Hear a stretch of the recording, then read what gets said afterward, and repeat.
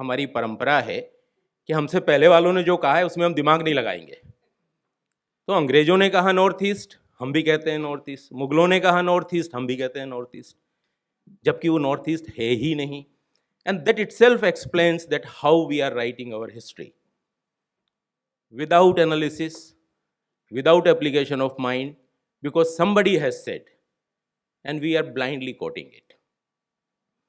So Northeast is not Northeast when you see even from the center or anywhere. And before 1947, जब Bangladesh curve नहीं हुआ था, it was just a open passage from all over the country.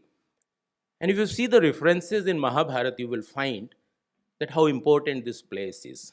We say कि रामायण और Mahabharat mythology है. Whoever was writing, I am not going in the details when it was written, who has written, for what purpose. Whoever has written Mahabharat, the person has a very deep knowledge of the reason.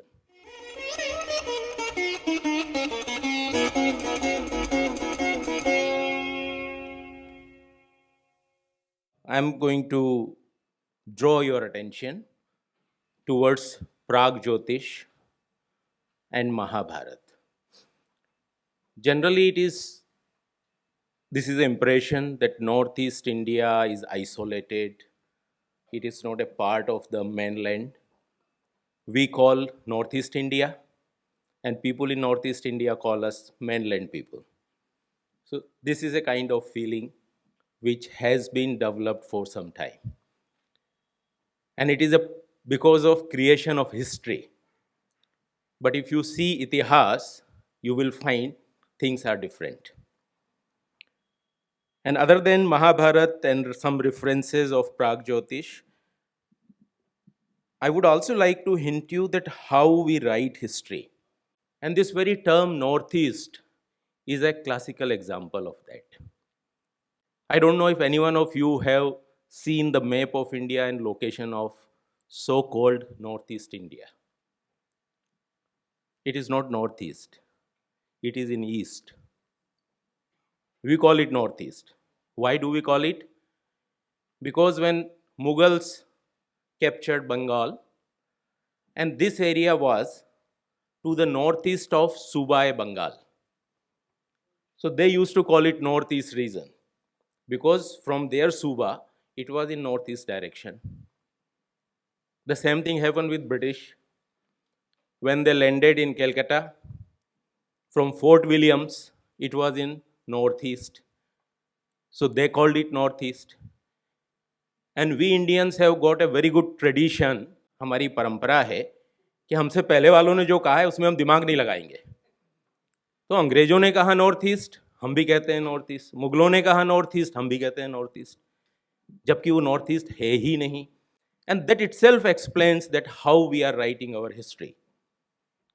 Without analysis, without application of mind, because somebody has said, and we are blindly quoting it. So Northeast is not Northeast when you see even from the center or anywhere. And before 1947, जब Bangladesh curve नहीं हुआ था, it was just a open passage from all over the country. And if you see the references in Mahabharata, you will find that how important this place is. While drawing your attention to these references, I just want to tell you how accurate these descriptions are. Because there is another thing we say कि रामायण और Mahabharat mythology हैं. They are not इतिहास. इतिहास की तो हम बात ही नहीं करते हैं, हम हिस्ट्री पे चिपके हुए हैं. So we say it's not history, it's a mythology. But if you see it very minutely, you will find whoever was writing, I am not going in the details when it was written, who has written, for what purpose. Whoever has written Mahabharat, the person has a very deep knowledge of the reason. And it tells what was the importance of this reason. And for that purpose, I am just going to discuss about the one king of Asur dynasty, that is Bhagadatta, the king of Pragjyotish. Just before I come on that, there is another thing when we archaeologists talk about Northeast India. We say कि north east का तो इतिहास ही नहीं है, वहाँ Palaeolithic tools नहीं मिलते हैं, वहाँ पे मिडिल पेलोलिथिक नहीं है, अपर पेलोलिथिक नहीं है, माइक्रोलिथ्स नहीं मिलते हैं, सीधे सीधे नियोलिथिक आ जाता है. अगेन वही चीज़ कि हमको एक क्रोनोलॉजी पढ़ा दी गई है and we have to follow it. The reason which has so much abundance of wood and stone, sorry, wood and bamboos, why they will make a hand axe? If you just apply your common sense, if I have to kill an animal, I'll make a hand axe or a stone tool and will go so close to him and kill it when I have got a 20 feet long bamboo. And we know in China and other parts, we have got tools of Paleolithic period which are made of wood and bamboos. So since we did not get it, we simply believe that during that period nobody was living in this region. Whereas if you see the biodiversity, the variety of grains what you find there, which leaves no doubt that that would have been the area from where cultivation must have started. And if you want to find earliest evidence of agriculture, the region is only the northeast region of India. So, not going in those material evidences of the region, I just want to draw your attention to few references. In Adi Parv, when they are talking about the great warriors in that great war of Mahabharat, like Drona, Yudhishthir, Duryodhan, Arjun, and with them names comes of Bhagadatta. So the king of Pragjyotish, which is supposed to be an isolated part of the country today, as what our impression is standing with the foremost kings and rulers and fighters. He was heading the army of Kauravas. He contributed one Akshuni Sena, 4 Kauravas. So you can imagine his might. And then if you see all the descriptions that he is not fighting with any chota mota fighter, he fights with Arjun, the best warrior of Pandav Sena, and they have 1-to-1 fight. And there are number of references where the qualities of Bhagadatta have been mentioned. He has been called like a second Indra in the field. So not by any other or lower person. He is compared with Varun. So the kings or the figures like Indra and Varun has been compared with the king of Pragjyotish. And that is not the case with other kings in other part of the country. So you can just imagine what was his position. In Sambhav Parva, they mention about that how these Asurs were born, just to draw your attention, that how Viprachitta has born as Jarasangha, Hiranyakashipu as Shishupal, Sangabad as Shalya, Anuhlad as Dhrashtaketu, and the great Asur Vashkala was born as in human form as a Manav, Bhagadatta.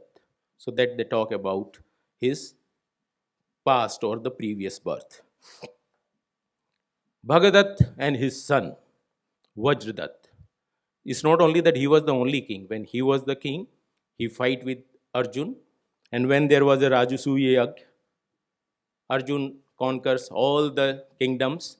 And when he reached to the northeastern region, there he faced the Bhagadatta. And they have a war for 8 days. And he failed to conquer it. So the first challenge what he gets was from Bhagadatta. No other king had capacity to stop him or fight, but Bhagadatta stopped him, and not for a day or two, but 8 days.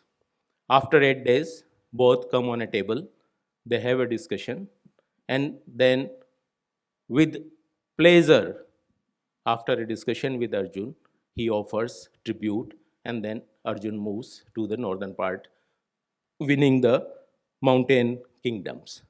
So that is again shows that he was the king who has the might to challenge the Chakravarti king or the central king of the country, and not for a day. And he was not defeated. When he saw that there is nothing is going to achieved by this war, both of them come on a table, they have a discussion, and he says, okay, I am ready to pay the tribute to Yudhishthir, and then he moves. Again, when he dies in the war, and his son becomes the king. And when there is Ashwamedh Yajna, again Arjun goes to northeast, and then again he challenged him, and for 3 days they have a war. So it's not that once if we have given, we surrender. And that is the tradition of Northeast. Even today, if you go, they all, whatever tribe they belong, they all are fighters. They don't surrender generally. And that's the reason Mughals could not penetrate in Northeast. They reached up to Guwahati, but Lachit Barphukan drove them away. And that was the only reason which was not ruled by the Mughals. Because the difficult terrain and these warriors and dedicated warriors, they never accepted anybody, any outsider, as their king, or they didn't work under anyone. And that tradition you can see very clearly mentioned in Mahabharata. And it is not that Bhagadatta or Vajradatta were imaginary. Even in the uh, Nidanpur copper plate of Bhaskar Varman, their names are mentioned. Though historians believe they were mythological figures. There may be dispute about their date because not much work has been done. In northeastern region, not much archaeological evidences have been found. There are not many multicultural sites which have been excavated, and therefore we have decided कि इस reason में तो कुछ नहीं था, ये लोग जंगली थे, जंगल था, कुछ नहीं था. But if you see the history and archaeology, you will find that the region has a very long history. I just want to draw your attention to one evidence which has been found in the western part at Chanhudaro, a Harappan site. A bead is found, and when it was scientifically studied, it was found it was having a remains of a thread, and that thread was made of silk, the silk which is produced in northeast India. Unfortunately, between this part and that part, we do not have a regular, a trail of evidence so we can say how it was happening. But I strongly believe that this eastern part of the country had very regular cultural contacts with rest of the country, not from now, right even from the Harappan period. I would request all of you to just have a look of the jewelry which is worn by Nagas. The long barrel-shaped carnelian beads of Harappan period.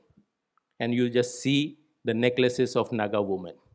If you put them together, no archaeologist of any eminence can differentiate that it's not an Harappan bead. They have so much similarity.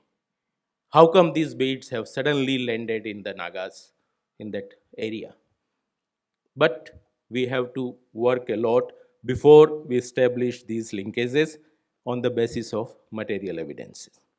So Bhagadatta was a innumerable king, and with whom was Kinnar, Yavan, Kirat, Chin. So all those tribes which are living in the marshy lands, in the coastal region, and in mountains. So he was controlling that a large area, and whenever he comes with them all.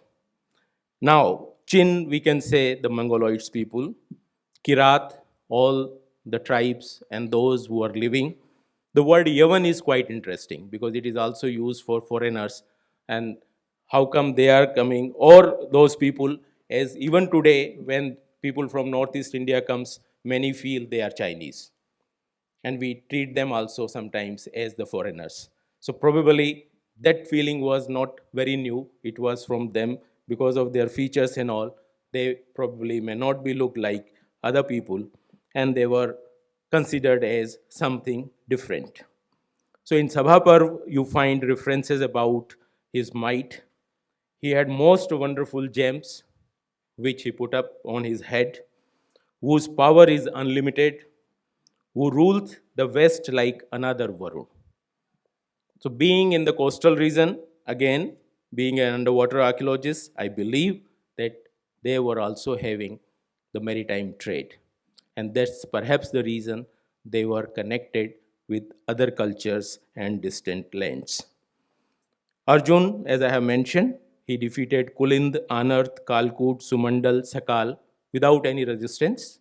He captured them, means, and then keep moving. But when he reached to Pragjyotish, he has to face a lot of resistance.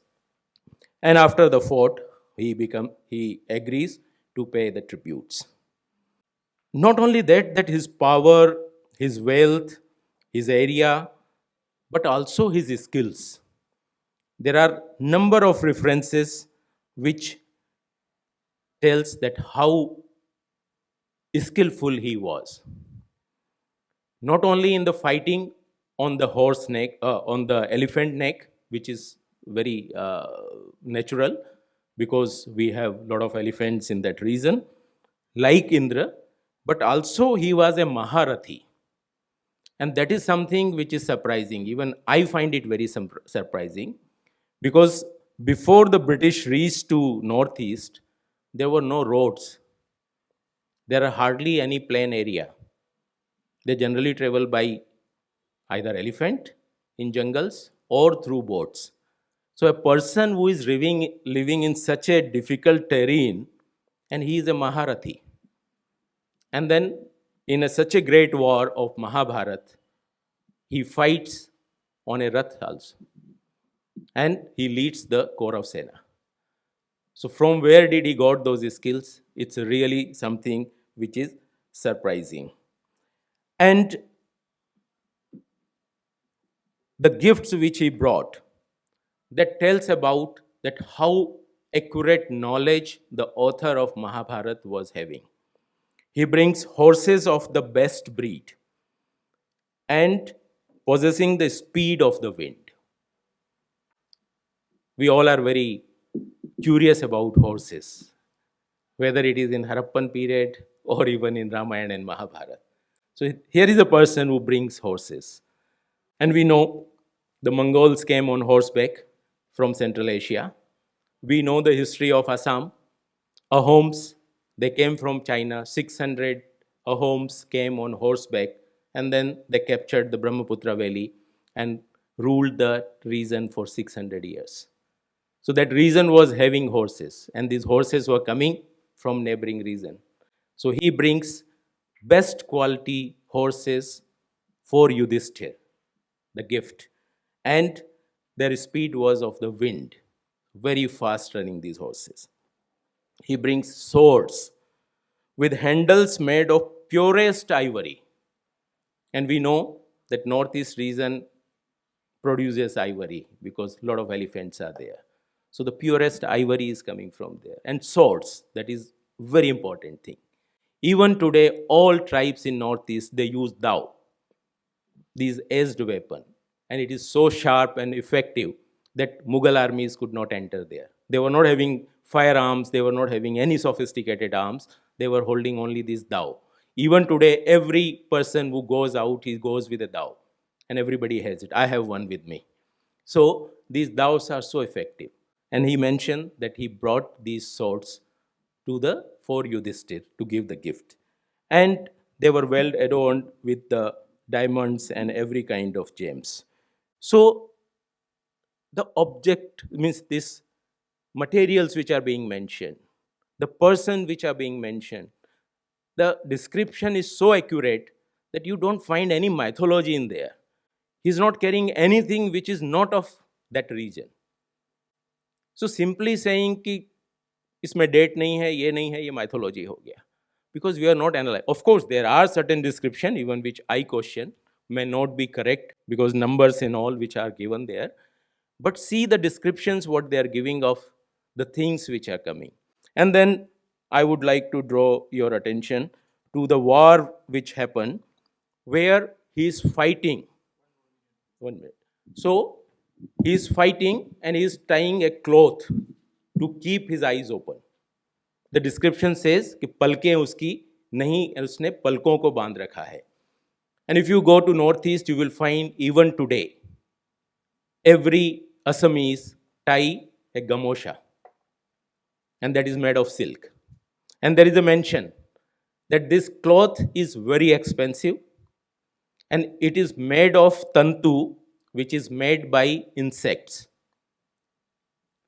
See the accuracy of the description. This cloth is expensive, that is the silk. It is made of the thread which is made by insects. And he fight. And he fight with Arjun, and Arjun find that he is so mighty, powerful, he cannot kill him. What he does? He shoot an arrow and cut this cloth. When this cloth falls in front of his eyes, he shoot another arrow, crescent shape, and cut his head. So this is the tactic which he applies to kill Bhagadatta. And you find, and when this cloth falls, it further mentions they lift it because it's a very valuable cloth. So if you analyze these small descriptions mentioned in Hamare Granth, you will find many facts which are not coming only on political history. Who was ruling where, what was the extent of their kingdom, and how many queens and how many sons. That's one part of the history, the political history. But if you study these materials and the incidents which are written there, and those who are living in that area, if you try to relate, I find, particularly for Northeast region, because I lived there for 12 years, and I have experienced them, I find that the description is so accurate, and it puts Pragjyotish as one of the very mighty, powerful, prosperous, and politically also very well connected with the authority or center in the country. And the kind of connections which they are having are totally convincing to me as an archaeologist. And I'm sure if we explore on those lines, we will be able to fill the gaps and rewrite our itihas. Thank you.